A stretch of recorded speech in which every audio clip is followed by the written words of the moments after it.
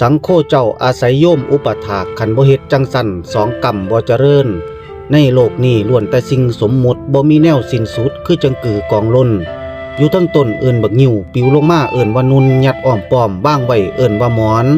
ให้เจ้าทำบุญสร้างท่านไปอย่าได้ขาดให้ตักบาตรหยาดน้ำบุญกว้างแผ่ไปอีกอันนึงให้เจ้าทำเพียรสร้างภาวนาเศร้าคำก็สิเป็นเหตุให้หอมเกลือยืดยาวม่วนนี้เป็นกุศลสร้างกุศลสู้น่าวทรงบุญกุศลทรงอยู่สู้ขึ้นยอดสวรรค์เพิ่นว่าต่อกลางให้ก็เป็นแก้วของกาต่อกลางหน้าก็เป็นแก้วของเขาซุ่มผู้โถผู้เฒ่าเป็นแก้วลูกหลานสาธุเด้อวัตถุทานของข้าพเจ้าได้มาด้วยความบริสุทธิ์ดุจดังดอกบัวย่อขึ้นเนื้อหัวถวายแด่พระสงฆ์องค์เจ้าจิตจำนงหวังเข้าสู่นิพพาน